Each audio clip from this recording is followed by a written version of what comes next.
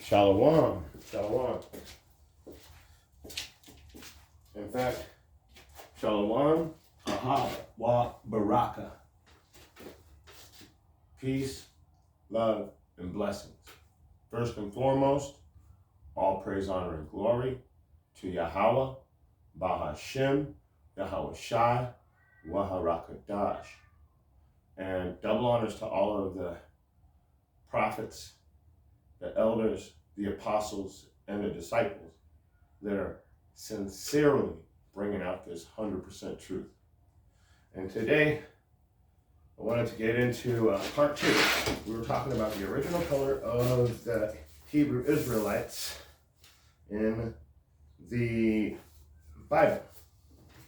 So today we're going to go into proof, more proof. We're going to get into the captivities of the Hebrew Israelites according to the Bible. And we might even get into Babylon to Timbuktu. Let's get started.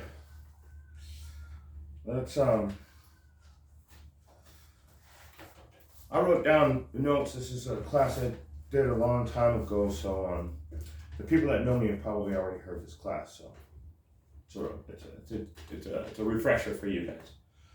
But this is called blacks in the Bible. The black, how would you say it? The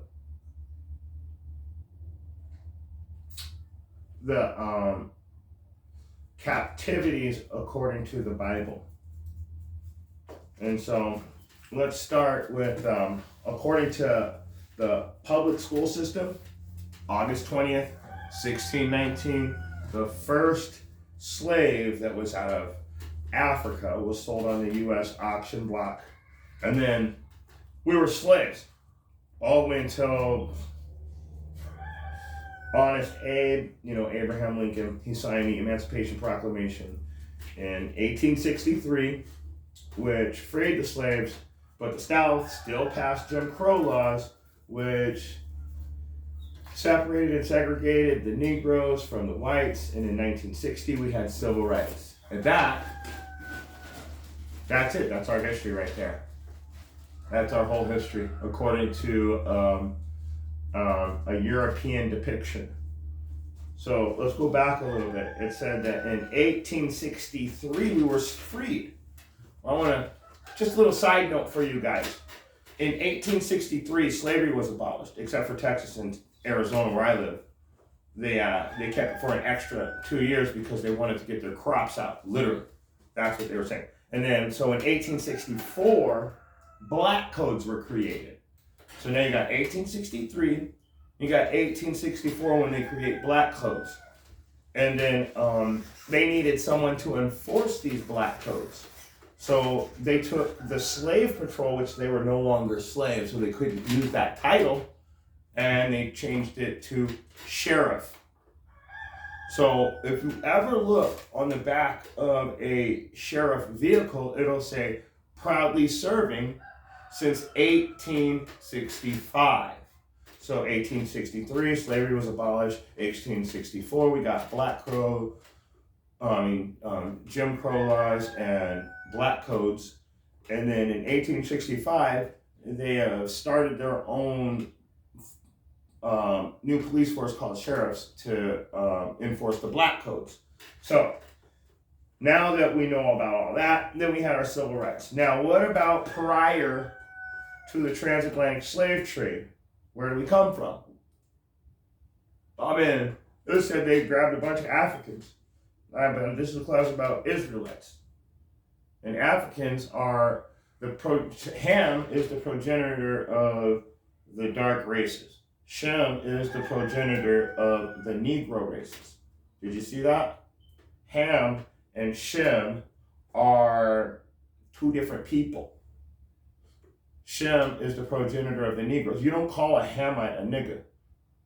They actually call us a kata, which means nigger in their language. I mean, not no, those being words. It's a little bit different, but pretty much it's exactly what they're saying. They're calling us something I forget. I forget the actual translation, but you might as well just be calling us a nigga in your language. But in schools, Black history, it starts at slavery, and that's not even 400 years. When I did this class, that wasn't even a full 400 years. So, I mean, so where is our history? We're less than 400 years old. Our whole nationality just doesn't make sense. So why is so-called Black history a secret? Like I said, Ham is the youngest of Noah's sons, and he became the progenitor of the dark races, not the Negro races. Now, in Orthodox Christianities, the Christianities teach all dark races are from Ham, including Negro. So when you go into a Christian church, you are no longer an Israelite, you are now African. Oh, African American. That's right. America.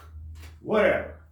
But in Orthodox Christianity, they teach all dark races are from Ham, including the Negro races. But biblical scholars tell a different story. The Bible says we are not from Ham. Ham's sons are Egyptians, Ethiopians, Libyans, Canaanites, but it never mentions a Negro, ever. Now, George M. Fredrickson, a Stanford professor, he wrote a book. I'm just saying his name and who he is, but he wrote the book The Black Image in the White Mind. So if you ever want to look this book up, it's George M. Fredrickson, and it's The Black Image in the White Mind. You go to page 74 through 75, and you know how they write books. They're going to fill it full of garbage, and then in a couple pages in the middle of the book, they're going to throw in a couple paragraphs of the real truth. So for all of us Israelites, they hide that right in the middle of a book. Now, I want to bring up this real quick too, because it says that if you want to hide something from a nigga, put it in a book. Do you know why they say it's not because we don't fucking read? That's stupid. We know how to read. We're good readers. It's because they made it illegal for us to read. Remember, for hundreds of years, we weren't allowed to open a book, and if we were caught opening a book, that's like a federal offense. What, you're gonna let this nigga read? Oh, you crazy?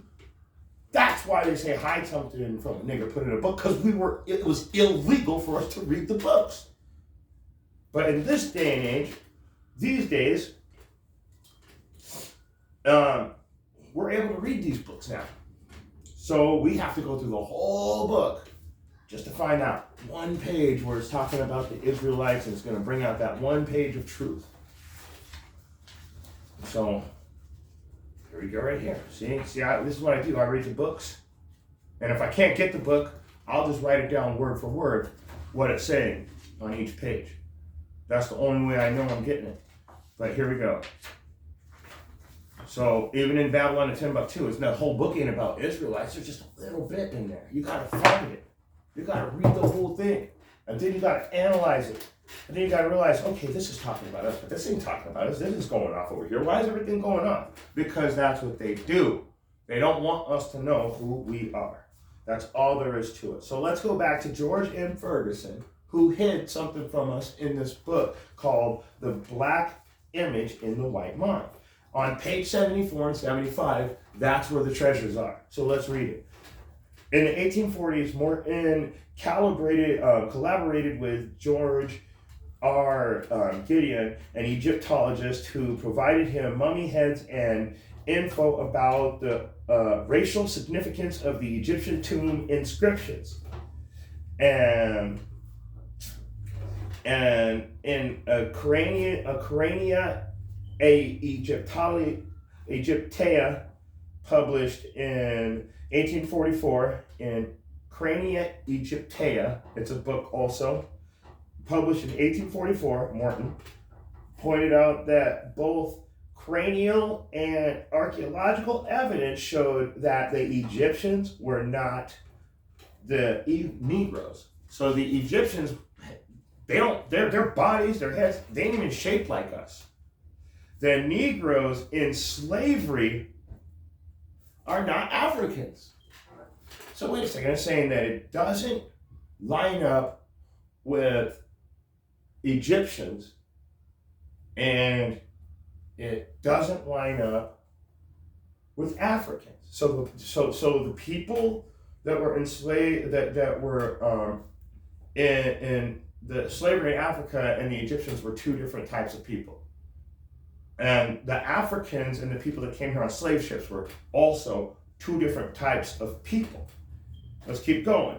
As abolitionists and colonists and had maintained that, in fact, blacks had been regulated to the same servile position in ancient Egypt as in modern America. So what this is saying is black, so-called black Americans have the same cranial identification as the slaves that were in Egypt. Are you putting two and two together yet? The slaves that were in Egypt that Moses freed have the same fucking heads as us right now in this country. The people that came here on slave ships are Israelites. That's what they're trying to tell you. They are the biblical Israelites. They match up to the biblical Israelites in Egypt that were freed by Moses. Let's get into some captivities. Let's go to, let's just show you. This is what happens when you don't follow the Most High's instruction. You have a whole book full of captivities because we're all just a stiff-necked people. We don't want to hear the truth. We want to be lied to. Before I even go into this, let me just show you real quick why I'm going to show you why we're in captivity. I'm going to just show you real quick, and then we're going to jump right back into it. First of all, you need to we're going to do this the right way.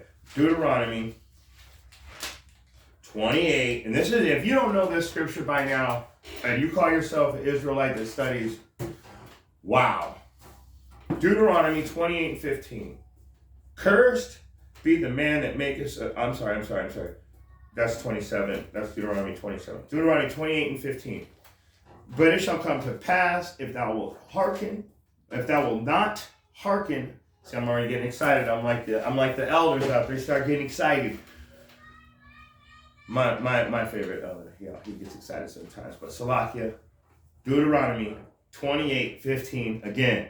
But it shall come to pass, if thou wilt not hearken unto the voice of the Lord thy God, to observe, to do all his commandments and his statutes which I command thee this day, all these curses shall come upon thee and overtake thee.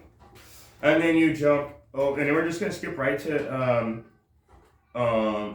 we're gonna skip right to Isaiah real quick, because we know that if we don't follow the law, that these curses are gonna fall upon us.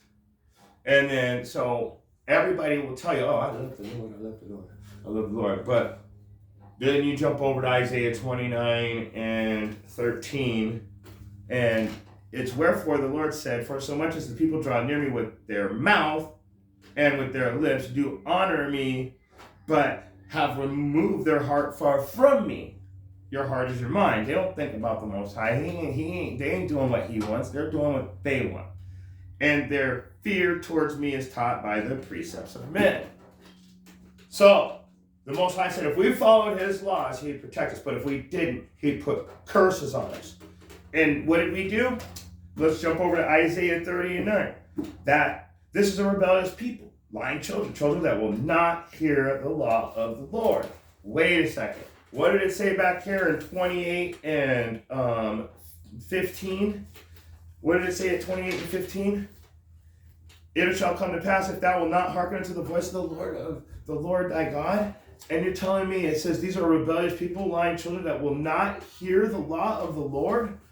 So these curses are going to come upon them because they're rebellious people that don't listen. Let me read Deuteronomy 28:15 one more time for the rebellious people.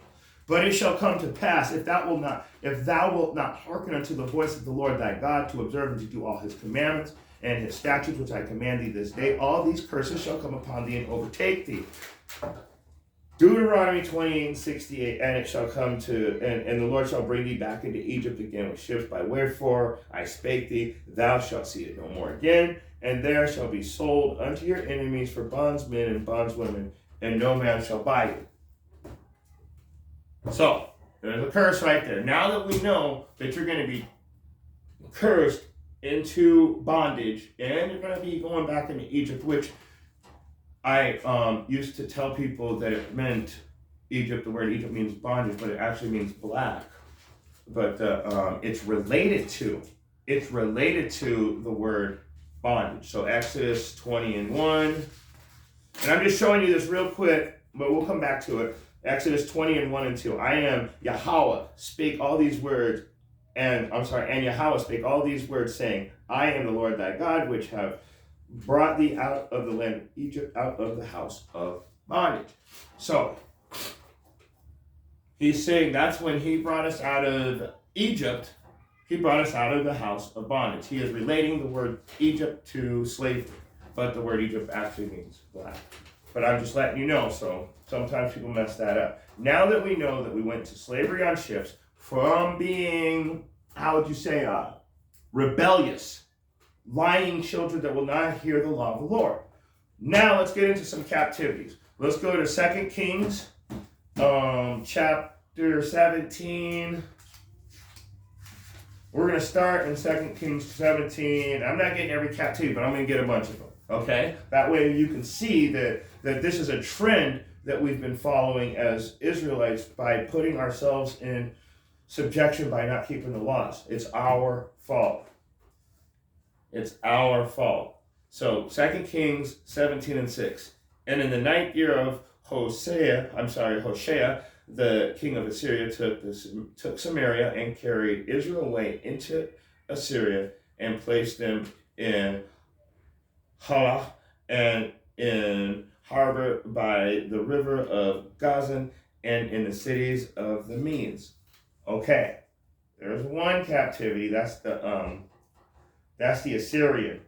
Now let's move on, because we're going to jump over to 1 Chronicles. And like I said, I'm only going to show you a couple. I'm just going to jump around a little bit and show you how repetitive this is for that we won't keep the laws.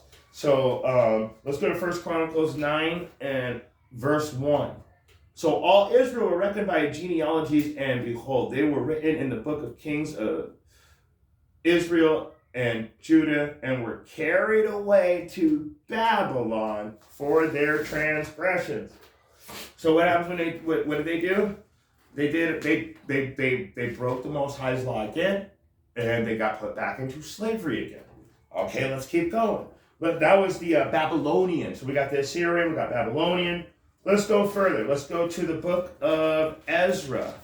And let's go to chapter 9, and we'll start at verse 9. For we were bondmen, yet our God hath not forsaken us in our bondage, but he hath extended mercy unto us in the sight of the kings of Persia, to give us a reviving and set up a house of our God, and to give us a wall in Judah and in Jerusalem. So there you go again, Persian captivity. Why? Because we wouldn't keep the Most High's laws. I mean, are you guys catching on yet? Who else has been through all of this type of slavery? We're in it right now. Oh man, we ain't in slavery, man. I can go do what I want, man. Really? You can't even go in a store without a mask on, without the mask. And you know what? Let me just read this to you. Read this. Watch this. Go to Revelation. You can't even go to the store unless you stand 6 feet apart. Revelation 14 and 7. Revelation 13 and 17. Revelation Revelation 13 and 17. Revelation 13 and 17. And that no man might buy or sell, save he that have the mark, or the name of the beast, or the number of his name. Can you please stand 6 feet apart? Okay? You guys ain't free. You are not free. You are not free. If you were free, we wouldn't have to refer to all this stuff, all of these different scriptures. What? Let's go back to the book of Ezra 9 and 9. Oh wait, that was the Persian captivity. That was our Persian captivity.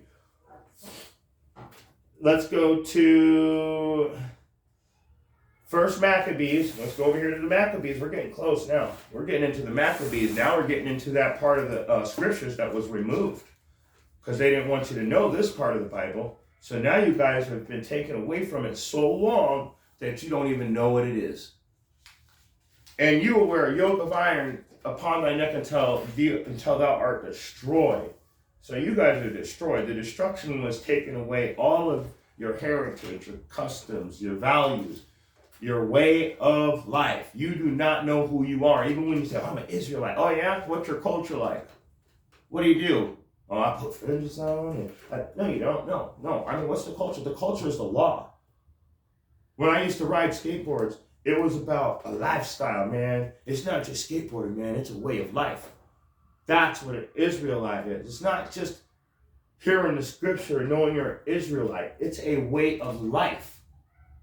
And we have never actually done what we're supposed to as Israelites. That's what I can show you all through the scripture, that only these hard-headed ass, roughneck ass, stiff-neck ass niggas are the ones going to captivity. Nobody else is. No, you don't see anybody else. And when you see a country with a bunch of captives, if they're enslaving their own people, it's not the same as the whole earth. I'm showing you everybody on earth has had their turn at putting us in captivity. And right now, we're still in it. Let's keep moving. Let's keep going. First Maccabees chapter 8 and verse 18. And to entreat them that they would take the yoke from them, for they saw that the kingdom of the Grecians did oppress Israel with servitude. So now here we go again. Greek servitude. Now we're going to move on to the book of Jeremiah. It's very exciting to see how far back the book of Jeremiah is. And Yahushua is way over here. But let's see who we were enslaved to in the book of Jeremiah. Who spoiled us in the book of Jeremiah? Let's find out. Go to chapter 2.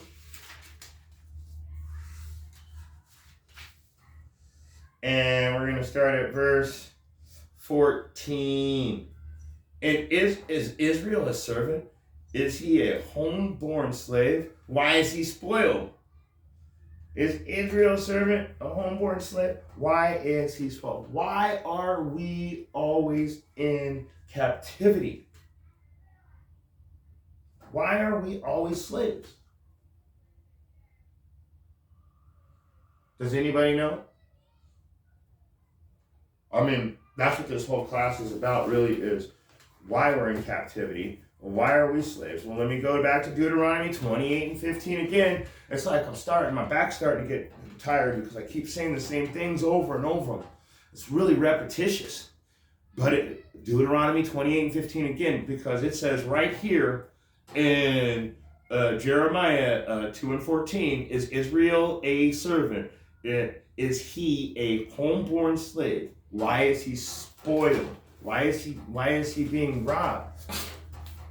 But this is Deuteronomy 28 and 15. It shall come to pass, if thou wilt not hearken unto the voice of the Lord thy God, to observe and do all his commandments and his statutes, which I command thee this day, that all these curses shall come upon thee and overtake thee. Oh, but that's done away with. The laws are done away with. It's faith now. Faith without works is death. And what are the works of faith?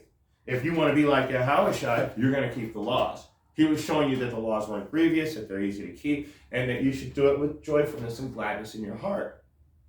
If you're not doing that, then you can keep all the laws you want, but you're not getting anywhere. You're not going anywhere just because outwardly you're showing the fringes and you're going through all the motions, but inwardly you're still wicked. That's why it says that he has to remove the stony heart and put a fleshly heart in us. You are still wicked on the inside. Not every person, but there's people out there that go through all of this and do everything right, but they're wicked. And you realize after a while, they're just regurgitating information that they heard. They're not actually in these scriptures. Let's just keep going.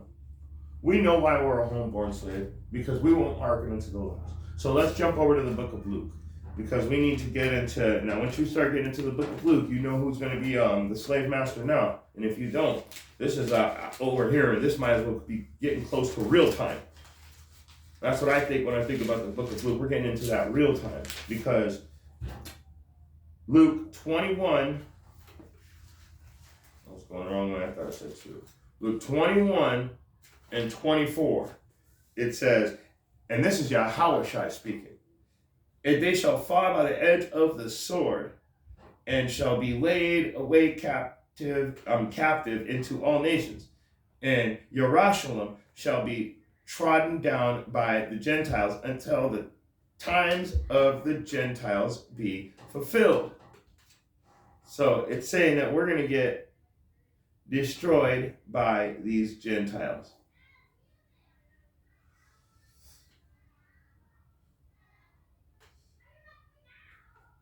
So,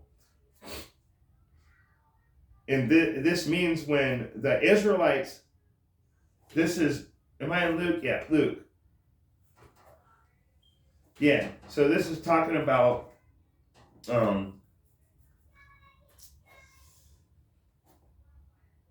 it shall come to pass, and they shall, and it shall, I also want to make sure I'm reading the right scripture right here. And when you shall see Jerusalem compassed with armies, and they know that their desolation thereof is nigh, this means that when the Israelites, I think I wrote down the wrong verse. Let me find the right one.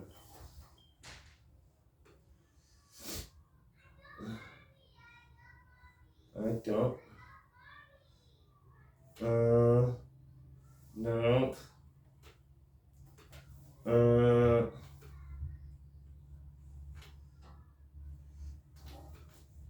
I'll find it right now.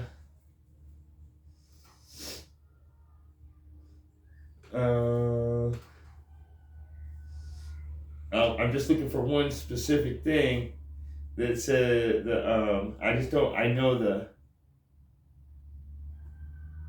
Here it is. Luke 21, and we start at 20. And when ye shall see Jerusalem compassed with armies, then know that the desolation therefore is nigh. And then let them which are in Judea flee to the mountains, and let them which are in the midst of it depart out, and let not them that are in the countries enter thereinto. So it's saying thereinto. So it's saying that when you see the Roman army coming, that the destruction of Israel is getting ready to happen. And to flee to the mountains would be to flee out to the other lands.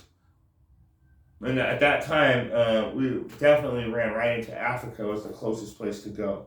But we are scattered to all four corners of the earth. So we were definitely everywhere. In this period of time is when we really started to get scattered. Let me prove that. So, let me prove that. But this is the beginning of the end.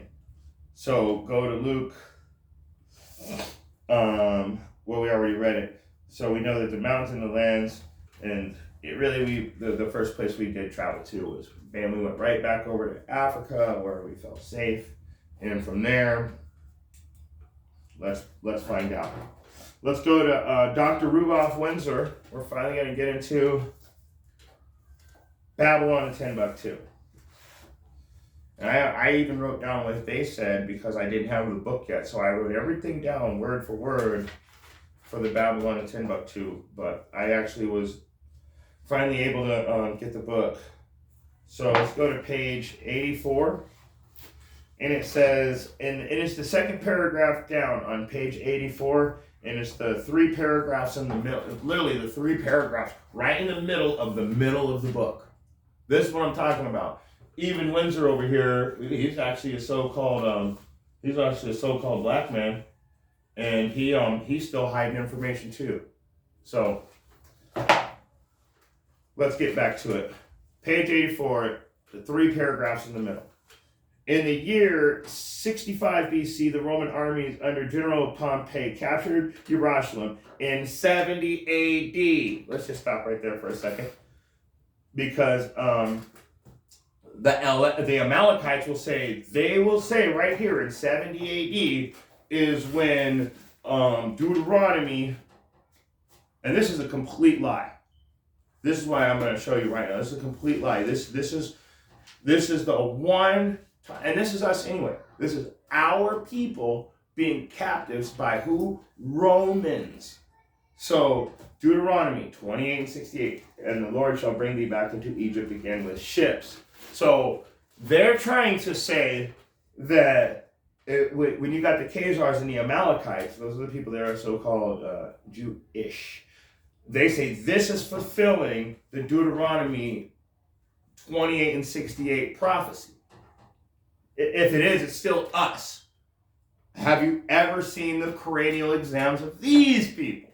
It's the same people as the ones that were in Egypt and the same ones that were in captivity in the slave trade in America. Just saying. But that doesn't change what the Amalekites say about, oh no, in 70 AD, that's when we went on trips. And then all those prophecies happened then. I'm like, bullshit. We were on slave ships for over 600 years if you want to get down and dirty. So let's get back into it though. Because now we know 70 AD is also our people. That's why I'm reading it to you. So I'm going to start over. Page Babylon and Timbuktu, page 84, middle 3 paragraphs. In the year 65 BC, Roman armies under General Pompey captured Jerusalem. In 70 AD, General Vespasian and his son Titus put an end to the and this is where they throw in the hack, the Jewish state. To be like a Jew? No, the real Jews. They put it into the real Jews right here, which with great slaughter. During the period of the military governors of Palestine, many outrages and atrocities were committed against the residue of the people. So they were doing outrageous things. They were committing atrocities against us. Doesn't that sound like now? Doesn't that sound just like when they came over on the pilgrims came over? What did they do? They did atrocities, and they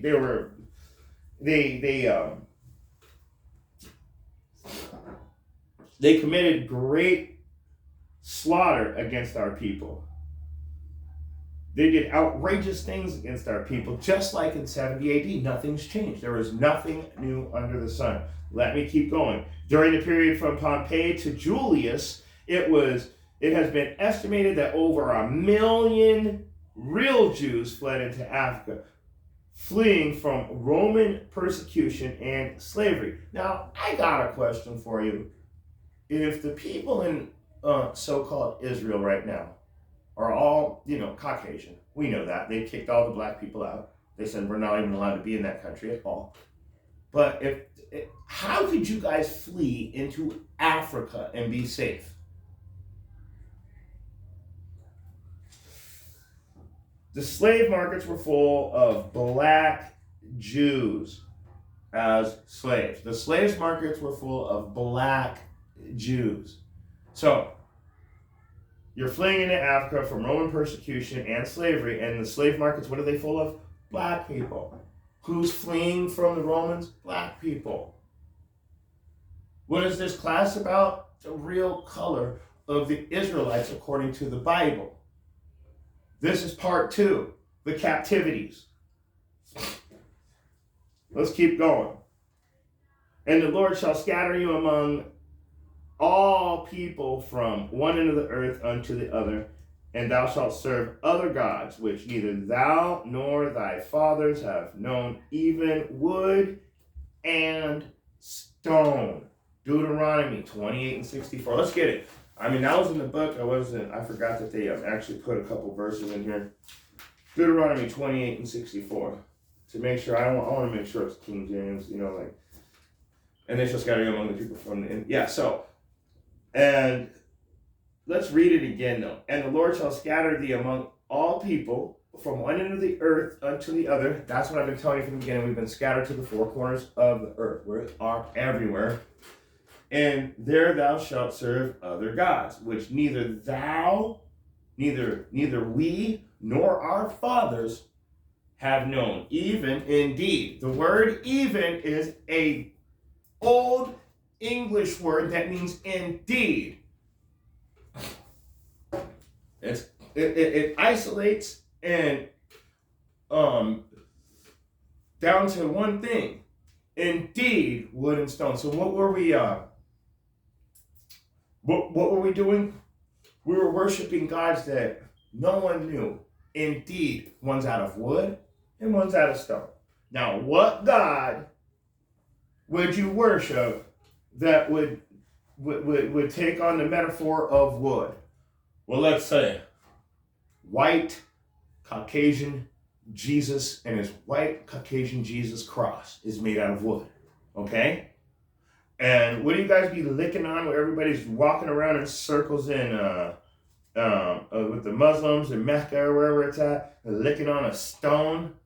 Wood and stone. Christianity and Islam.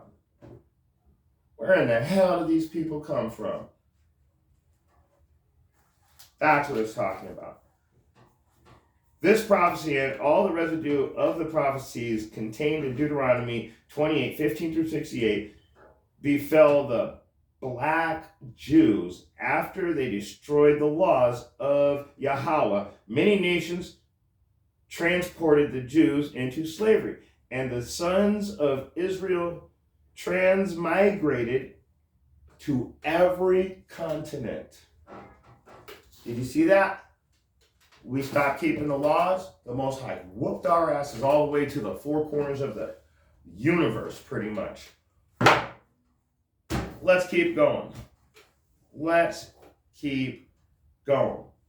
You know what? Let's stay in this book, though.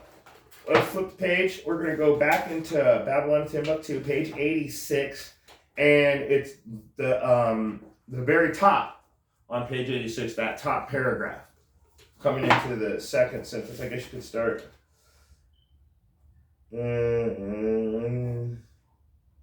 Yeah, see, none of that stuff has anything to do. We want to get, so really I'm skipping over all the Roman and all that. We don't need to hear any of that. What we need to hear is this part. The pagans and the Romans attacked the Jews indiscriminately. They did not discriminate. They beat every Jew from child to old ass person the same way they do now.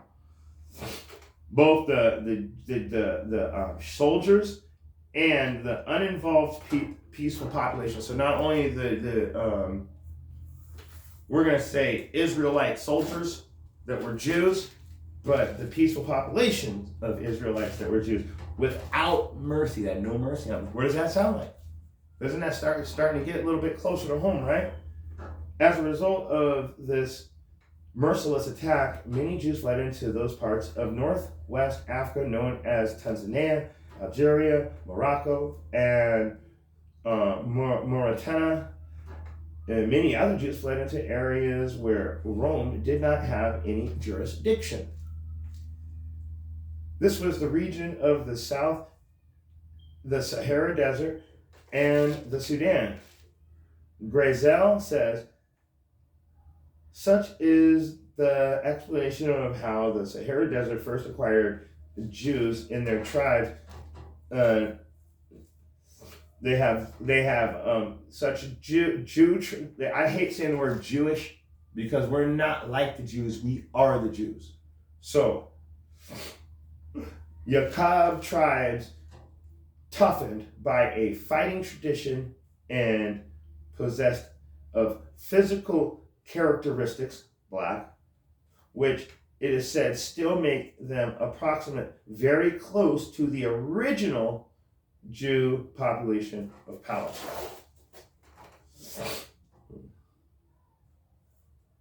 Let's keep going.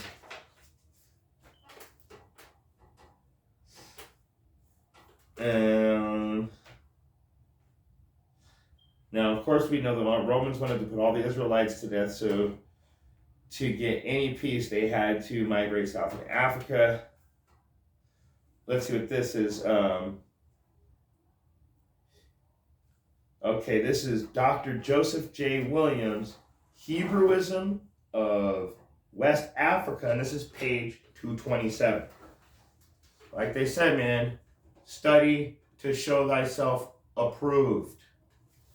Now, Dr. Joseph J. Williams, page, and it's Hebrewism of West Africa, page 227. Whatever may be thought of, the more or less mythological traditions connected with the earliest Jews in North Africa, it is now practically an established fact that a Jew nation, and perhaps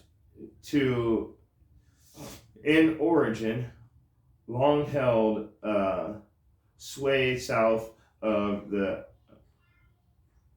Sahara. So it's saying that they're trying to lie a little bit. I don't want to read it all because it's like, let me just read it and I'll show you what I'm talking about.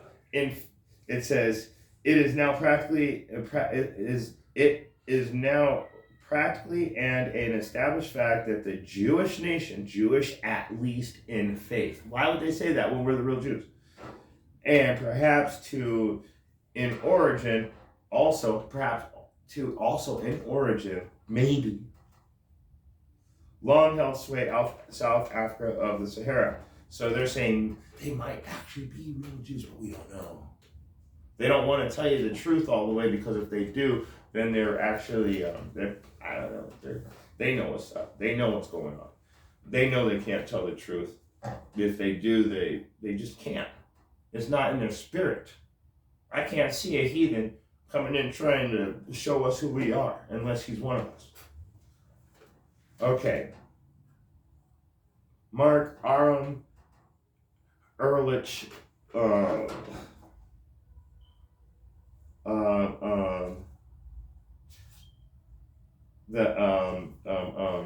something of Judaic studies. Encyclopedia. So this guy did something with Judaic stuff. Mark Ehrlich. So Encyclopedia of the Jewish Diaspora Origins, Experiences, and Culture, Volume 1, page 454. In latter centuries, Jews believed to have settled in West Africa during the height of the Songhai, Mali, Ghana, and Kanem Bornu Empire, according to the accounts from explorers of the region. Several powerful Jewish families of the Songhai Empire were of Jewish origin. See, they got that Jewish in there, and it just drives me crazy because we're the real Jews. Some accounts place West African Jewish communities in the Ondo Forest, the Hame, south of Timbuktu. In the 1930s, these groups still maintained a Torah scroll written in Aramaic. Listen to this, very careful.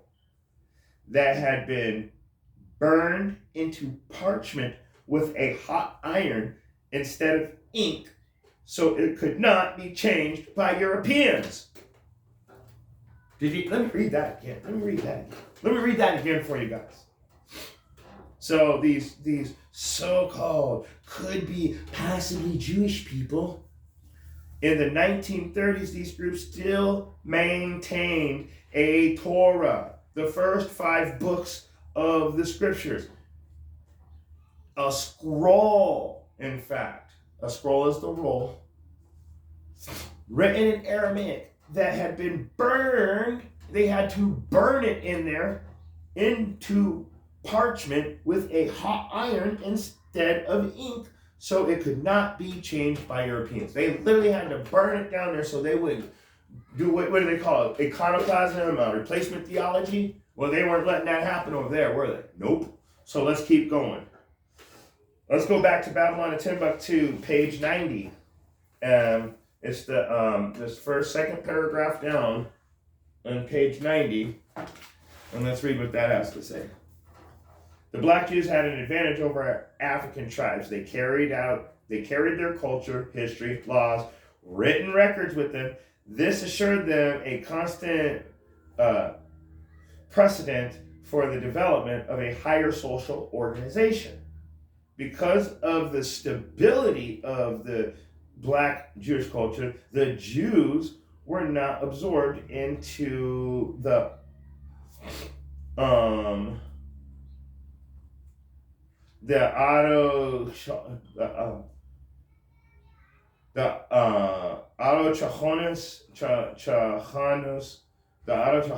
population. In fact, the Jews absorbed some of the native tribes. The Jews made use of every opportunity. They were an industrious and skillful people. In the Jewish Puanan states were found kings, princes, governors, generals, secretaries, treasurers, revenue agents. Does that sound like some spear-chucking Africans for you? Does that sound like a spear-chucking African to you? I mean, does that really... Let me start over again. What were we doing? No. Kings, princes, governors, generals, secretaries, treasurers, revenue agencies, judges, architects, engineers, doctors, historians, language interpreters, mathematicians, jewelers, sculptors, masons, carpenters, that's me, painters of art, goldsmiths, leather workers, potters, armorers, saddlers, blacksmiths, agriculturalists, also me, etc.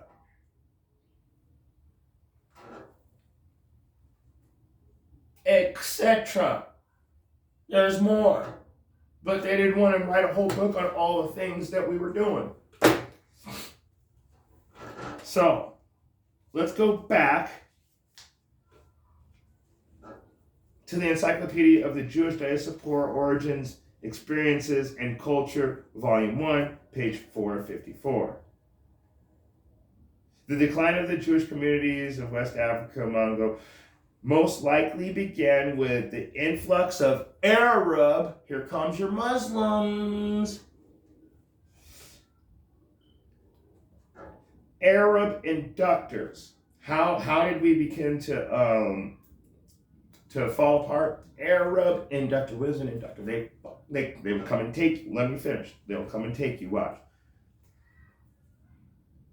So they had an influx of Arab inductors into North Africa starting in 640 CE and later into West Africa in the 1300s and 14 CE hundreds.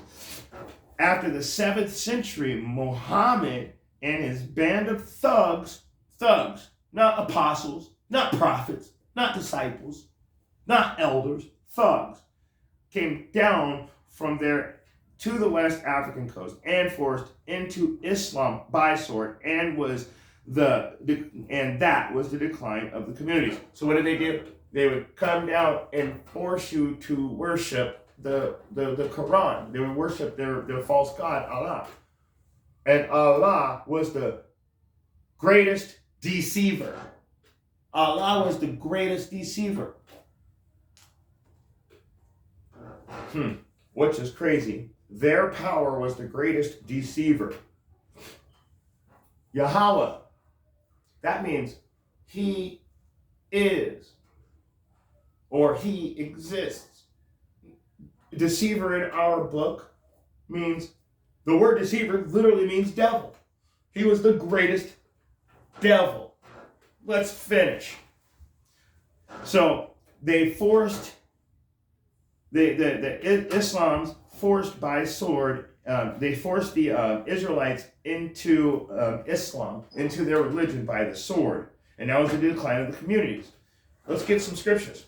Let's go to the book of Joel, or Joel, however you like to say it, I don't care. Say it how you want. Let's all just know that we're going to the same chapter and book.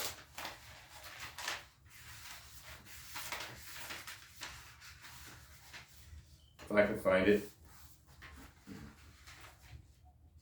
There it is. Let's go to Joel, chapter 3, and verse 4. Yea, and what have ye to do with me, O Tyre and Zidon, and all the coast of Palestine? Will ye render me a recompense? And if you recompense me swiftly and speedily, I will return your recompense upon your own head. So, these countries were all ancient Africans. Let's go ahead and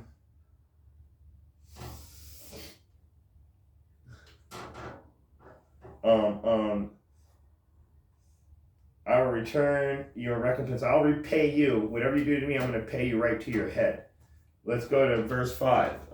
Because ye have taken my silver and my gold and carried into your temples my goodly, pleasant things. So the reason why, let's listen to what they're doing. They're stealing from us. They're taking all of our stuff. The children also of Judea and the children of Jerusalem have ye sold unto Grecians. So wait a second. What did they do? There is nothing new under the sun. When the Europeans came into Africa, what did they do? They traded the Africans weapons and other supplies and materials for the location of the children of Israel. The children also of Judea, and we're different. We're different than them because they weren't doing this. That they weren't, they didn't have engineers, doctors, historians, language interpreters, mathematicians, jewelers, sculptors, masons, carpenters, painters of art, goldsmiths. They didn't have that. We did. They were out chucking spears going, oh no, I know who you're talking about. They're over there. They didn't have none of that. So, who are the Grecians? The Grecians are the modern day Europeans now. They're the Europeans that put us in a transatlantic slave trade back then, and they've been doing it all through history. There is nothing new under the sun.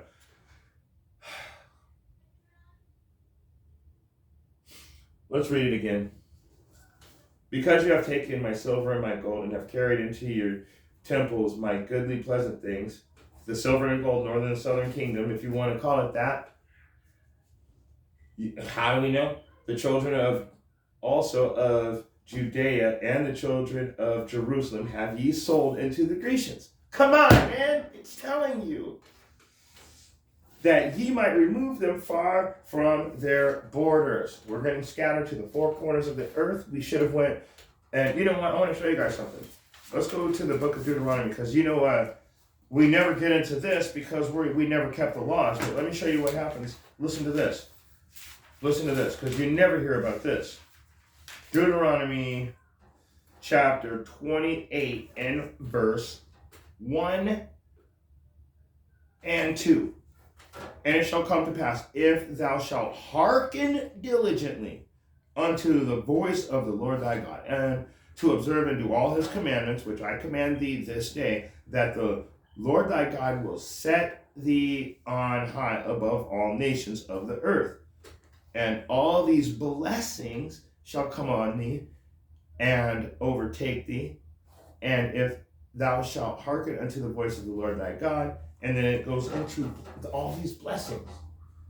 You know why you never hear about that? Because you never kept the law in the first place. Let's get back to our captivity. Let's go to Joel chapter, you know what, let's go, we're done with that. We'll read verse 6 again. And the children also of Judea and the children of Jerusalem, northern and southern kingdom, have ye sold unto the Grecians. That's that transatlantic slave trade right now. The transatlantic slave trade that just finished. That ye might remove them far from their borders. And we're scattered all over because of that. Let's keep going though. Let's keep going. The African and Grecians, or, no. Moving down. The Professor David Ellis and Professor David Richardson, the Atlas of the Transatlantic Slave Trade. How about that? We're getting right into this, aren't we? Page 1. Both buyers, Europeans, and sellers, Africans, ye have sold unto the Grecians. Let's see. The Europeans so the Africans are selling to the Europeans, and in Joel chapter 3, verse 6, the Africans are also selling to the Europeans. So the people traded into, so this is how it worked. Both the buyers and sellers saw the people traded into captivity on the African coast as outsiders. So it's both the Europeans and the Africans, like I told you earlier, we were different. What did we have? We had mathematicians, jewelers, sculptors, masons, carpenters, painters, goldsmiths. We were different than them. We were outsiders to them. And so they were able to point us out like a sore thumb. They saw us as outsiders. Africans did not sell their own people. They sold Israelites. You might have heard of maybe one dumbass African getting into the slave trade, but the problem letting his ass go because he's an African, not an Israelite. I don't know how to say this guy either. Tudor Parfit, professor of modern Jewish studies.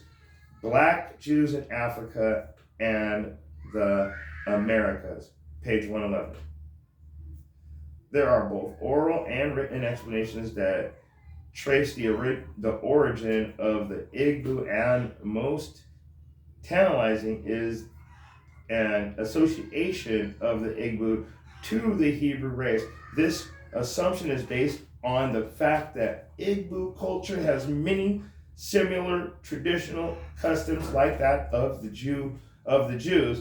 Similar customs are observed in marriage, negotiations, childbirth, and circumcision, restitution, attitude to totem animals, and taboos. We ain't dealing with it because we keep the laws. As well as hospitality to others, especially to strangers, etc. The Igbo are therefore said to be the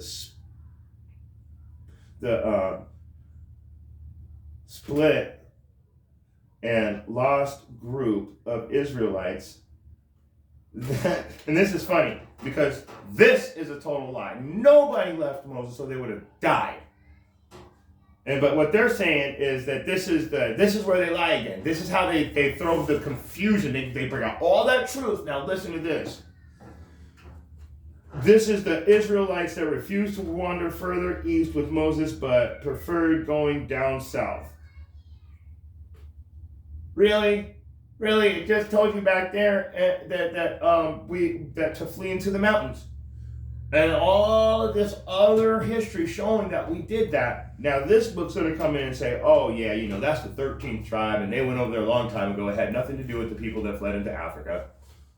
You see how they did that? They told the truth and then they ended it with a nice little lie to keep that confusion going. That's why I wrote on here in my own notes, this portion is a lie. You need to know this. This is what studying teaches you. It teaches you the truth from the lies. And when you see a lie, you can see it coming a mile away because you've already studied the real truth and confirmed it through multiple sources. Then these people come in with some 13th tribe lies, and you've got all these stupid, confounded weirdos thinking that there's a 13th tribe. I'll tell you what, 13th tribe, there's 12 gates to get into the kingdom. Which gate are you going through? Anyway, let's get back into it. This is back to the Encyclopedia of the Jewish Diaspora, and this is page 494. The Igbo people have many Jewish traditions. Naomi Katz, the current Israel ambassador of Nigeria, and other point to their possible ancient Israelite origins. So it's saying, since I destroyed it, I can barely read my own writing. I need to write a little bit slower. So it's saying that Naomi Katz, the current Israel ambassador in Nigeria, and he's saying that it is possible that in all of the evidence points to their possible ancient Israelite origin. Talking about the Igbo still, of course. So he's saying, no, these Igbos are real Israelites. Everything about them says who they are. Professor David Ellis and Professor David Richardson, Atlas of the Transatlantic Slave Trade, page 127. The British were the major buyers before they had banned their own slave traffic in 1807. So they were there for hundreds and hundreds of years. Since the slave trade started in like the late 1300s and then got publicity in the 1400s. That's 500 years, that's almost 1,000 years of slavery. They were replaced by Portuguese and Spanish for as long as the traffic continued here. And the majority of the captives were speakers of Igbo dialect. So they were going right in, found out that these are the Jews. We need to get these ones and put them into slavery. And that brings us back to Deuteronomy 28 and 68. Biblical prophecy fulfilled. Not only do we match the correct color for the original Israelites, but we also match all of the prophecies and the curses for the original Israelites. And also, we match the physical, cranial, literally, physically, we match the body of the Israelites. They came out of Egypt in Exodus. Same people from 70 AD. Same people from the transatlantic slave trade. Same people as these Igbos.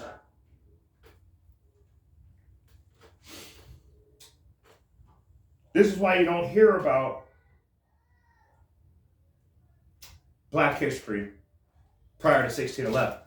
Because if you did, woo! It's not gonna, it's just, or I should say Black history prior to 1619, because if they did, they would have to tell you who we are. And to prove it, everything about us goes back to the Bible.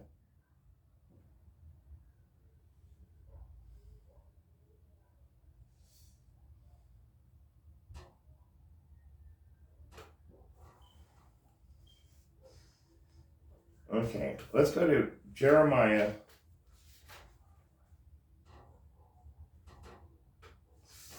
Oh yeah, we still got some more to go. Let's keep going.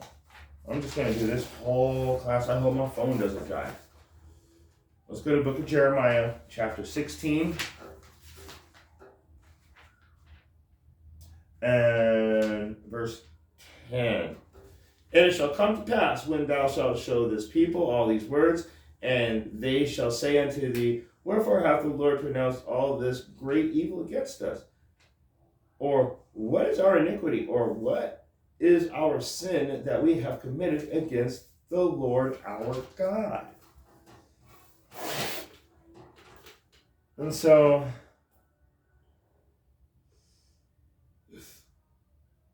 and what is our sin? What have we committed against the Most High?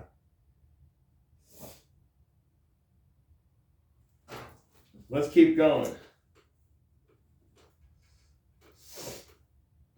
Then thou shalt say unto them, because your fathers have forsaken me, saith Yahweh, and have walked after other gods. That's all through the Bible. That's the main thing that we are doing wrong as Yahshua. We are not following the Most High, Yahweh, Bahashem, Yahweh Shai, but we are following false gods and not realizing it. You be doing side worship and don't even know it. And have served them, and have worshipped them, and have forsaken me, and have not kept my laws. Most of you worship money and don't realize it.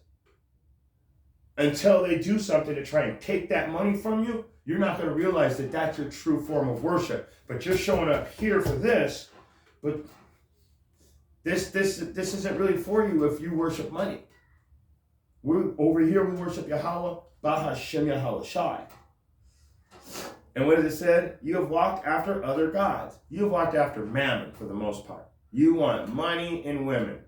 Everything that comes with the money and then the women. And have served them and have worshipped them and have forsaken me and have not kept my laws. That sounds weird. Let's jump over to Exodus 24. I'm going to show you something. See, because it said right there, watch, I'm gonna come back to this, but I'm gonna show you something so we can break down how these people don't understand anything. Because in the beginning of it, it says, and it shall come to pass when thou shalt this people these words, and they shall say unto thee, wherefore hath the Lord pronounced all this great evil against us? Why did he put all this evil against us? Exodus chapter 24. And verse 7. And he took the book of the covenant and read it in the audience of the people, and they said, all that the Lord hath said will we do, and be obedient.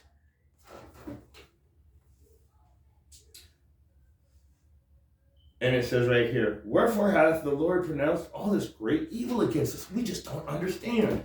What did we do wrong? And Moses took the book of the covenant and read it in the audience of the people and said, all that the Lord hath said will we do, and be obedient. This whole class is about being slaves. Just to prove that the children of Israel in the Bible are the same people that are walking around America today, twerking and big rims and just more worried about whether your hat matches your shoes or not than whether you're keeping the laws to get back into the kingdom. You don't care about this stuff. I get it. But let's just keep going. Let's go back to the book of Exodus. Sorry, I'm actually getting ahead of myself now. Exodus 24. I went there, and flipped the page, and realized I was going to go there anyway. Let's read verse 8. And Moses took the blood and sprinkled it on the people and said, behold, the blood of the covenant, which the Lord hath made with you concerning all these words. What did they say? All that the Lord hath said we will do, and be obedient. What did he say?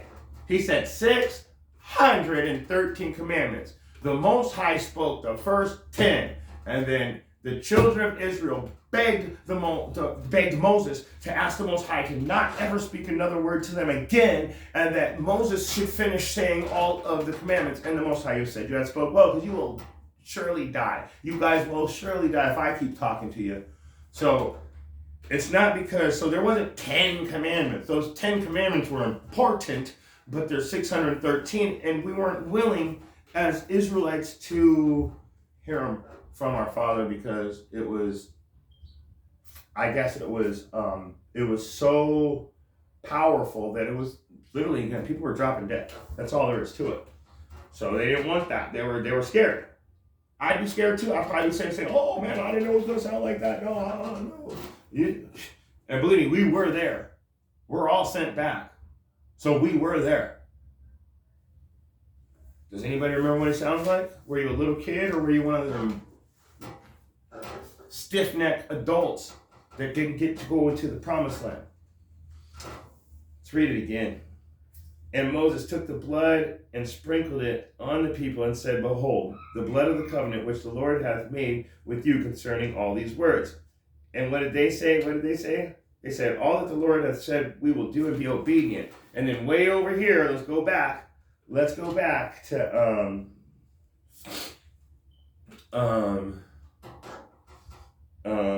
Jeremiah.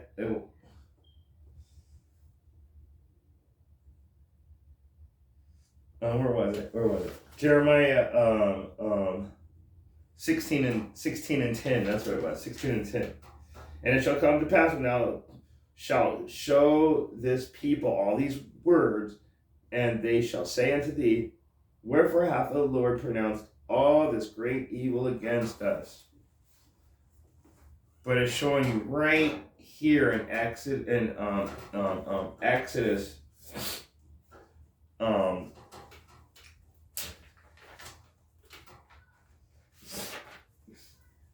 Exodus 24 and 7 and 8. And he took the book of the covenant and read in the audience of the people. They said, all that the Lord hath said will we do and be obedient.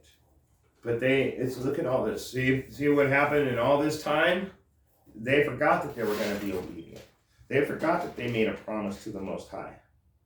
And I already read Deuteronomy 28 and 1, showing you guys that we'd be blessed if we actually kept the laws of the covenant.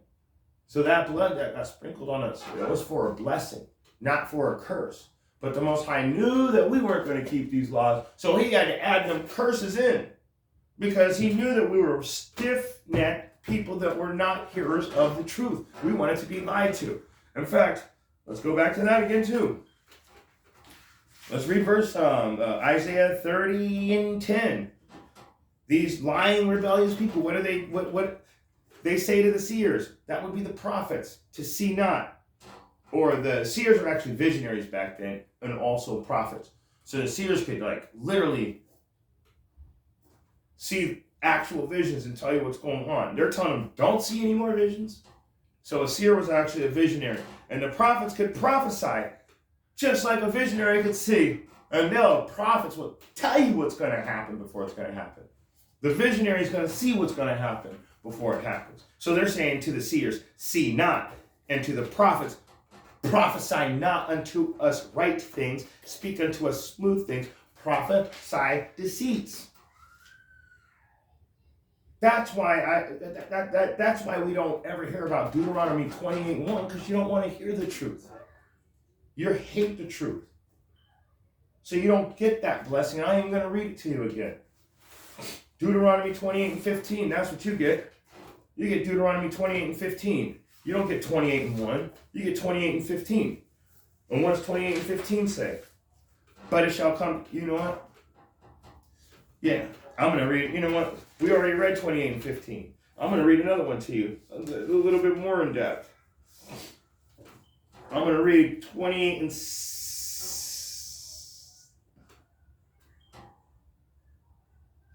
I'm going to read 28 and 58. 28 and 58, since you know you're in captivity, I'm going to show you something else. If thou will not, because remember, we're not keeping laws. We don't need to read Deuteronomy 28 and 1. The people ain't keeping laws, so you're not getting no blessings. So you're going to have to understand this instead. If thou will not observe to do all the words of this law that are written in this book, that thou mayest fear this glorious and fearful name, Yahweh, Bahashem Yahweh Shai, 59. Then the Lord will make thy plagues wonderful. Wonderful plagues.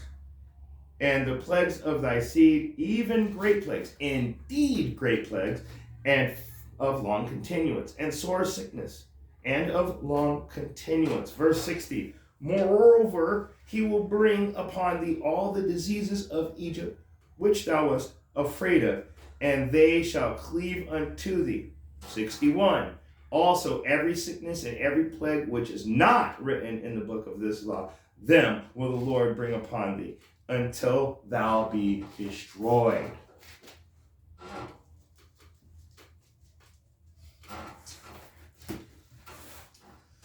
Let's go to Deuteronomy 28 and 32. Let's just stay in these for a minute. Because I'm going to bring out one of the curses that are going to destroy you in captivity, according to the scripture. Also, the curses from the transatlantic slave trade, curses that happened in Egypt, even with Moses, all the way back into the time of Moses. We can pull out these curses. Watch this, and this is even before the law was put down. But watch this. And thy son, and this is Deuteronomy 28 and 32. And thy sons and thy daughters shall be given unto another people, and thy eyes shall look and fail with longing for them all the day long, and there shall be no might in thy hand. You are going to have your children taken. There's nothing you're going to be able to do about it. There's nothing it's like you're going to be looking for them. You're going to be sad. You're going to be sorrowful, and literally feel just like, oh, I wish I could do something. Just not know where to look, not know where to go, nothing. There's nothing you're going to be able to do about it. You know what? A couple years back, they took 1,500 Mexican kids. Has anybody heard from them yet? In the transatlantic slave trade, at 3 years old, your son or daughter would be taken and put on a different slave plantation. That way you couldn't rebuild your family. So there was a method to the madness, too. So this stuff is real. Let me confirm that they're actually talking about your kids, and that they were taking them and putting them in captivity of some sort. Let's jump to verse 41. Deuteronomy 28 and 41. And thou shalt begot sons and daughters, but thou shalt not enjoy them, for they shall go into captivity. What is this class about? Come on, man.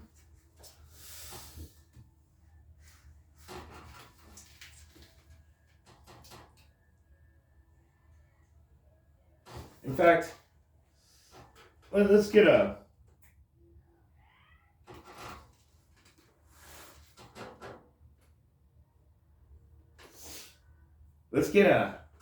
couple more verses. Let's get a couple more verses, because this one's real good right here. Let's go to Deuteronomy 28 and 46. Because I told you that we fulfill the prophecies. We are these people. Read this. And they shall be upon thee for a sign and for a wonder, and upon thy seed forever. So wait a second. So you mean that the Israelites, the real ones, are always going to be in some form of captivity until Yahushua comes and saves us, right? We're going to be in some type of captivity. Right now, we're not being captive. Yeah, we're all being captives now. And you guys want to know why they have locked the whole earth down? Because in my part 3 of this class, I'm going to show you why. I'm going to show you why they're not just trying to lock down the so-called black people anymore, but they're trying to get everybody. I'm going to show you why in the next class. And not just because the time is short, because their time is short. But there's another reason for it too. So I'm not even going to go any further into that, because that'll be fun. That'll be a fun class. We'll do that one next. But let's read it again. And they shall come upon thee, all of these curses. And in fact, let's read 45 to make sure I'm talking about curses still. Moreover, all these curses shall come upon thee, and shall pursue thee, and overtake thee, till thou be destroyed, because thou hearkenedest not unto the voice of the Lord thy God, and to keep his commandments and his statutes which I command thee. And they shall be, what is going to be upon you now? Like I said, they shall be upon thee the curses for a sign and for a wonder, and upon thy seed forever. Come on, man, I ain't making this up. I'm reading the book. I'm not going out of context. I'm showing you that if you keep these laws, things might change a little bit. But this class is about captivity, because the original color of the Israelites were so-called black people. And throughout the captivities, they were so-called black people. And over a period of years, you're going to find out that things got changed up a little too. Let's read a couple more. Because thou servest not the Lord. This is Deuteronomy 28, and we'll read 40. We'll read it all the way through. I'm going to read it all the way through instead of keep stopping. We're going to start at 45 again. 28 and 45, and I think I'm going to start reading all the way through 40, what do my notes say? We're going to read all the way through 48, yeah, okay. Moreover, all these curses shall come upon thee and pursue thee and overtake thee till thou be destroyed, because thou hearkenest not unto the voice of the Lord thy God to keep his commandments and his statutes which I command thee. And they shall be upon thee for a sign and for a wonder, and upon thy seed forever, because thou servest not the Lord thy God with joyfulness and gladness of heart for abundance of all things. Therefore shalt thou serve thy enemies, which the Lord shall send against thee in hunger and in thirst and in nakedness and in want of all things. He shall put a yoke of iron upon thy neck until he have destroyed thee. And you shall buy water for money and pay for your own wood. So you are a captive and you are in want of all things. You buy water, you buy clothes you literally have to buy clothes from your oppressor. And that nakedness ain't even talking about clothes. You're in want of all things, and you are in sin. You are a sinner in want of all things. And so look, the Lord shall send against thee, therefore the Lord shall serve thy, therefore shalt thou serve thine enemies, which the Lord shall send against thee. So who did he send against us? I'm a Gadite. So I'm a so-called Indian. Who did the Lord send against me for not keeping the laws? That's my enemy. Which the Lord shall send against thee in hunger and in thirst. They killed all the buffalo. They stole all the water. They displaced us and put us in lands where we couldn't grow food or have water, and then left us for dead. And in nakedness and in want of all things. These nakedness, we're in sin. Nakedness also means sin. And we are definitely in sin. But at the same time, we couldn't make our own clothes anymore. We don't have textiles. To this day, we have to go to our oppressor for clothes and food. And in want of all things. Shoes, cars, houses, land. You can buy the land, but then you have to buy the mineral rights to dig underneath. So you have the top of the land only, but the government still owns everything underneath the land. Did you know that? You have to buy the mineral rights to your land too? Okay, let's just keep going though. Let's move on. We know that we're the sinners. We know that we are the reason that we're in slavery if you followed along. Every single captivity was because we didn't hearken unto the Most High's laws, the statutes within the laws, and the direct commandments throughout the book. So, in 1863 is when we were completely destroyed. So to be destroyed clearly doesn't mean that you're dead. It means that the way you used to think and live and the way you think and live now are two different things. That was all destroyed. That's what they're talking about. They took the yoke off when you were destroyed because you no longer knew who you were. And with that being said, these curses are going to keep happening perpetually. They're going to increase and they're going to get stronger. And it's not going to stop until Yahweh, Ba'Hashem Yahweh Shai, stops it. And the only way that happens is we fulfill the prophecies in this book. The whole point of telling you all this stuff is because you need to start following the laws, the statutes within the laws, and the direct commandments throughout the book. Now, if the book tells you not to do something, don't do it. If it tells you not to celebrate certain days of the years, please listen.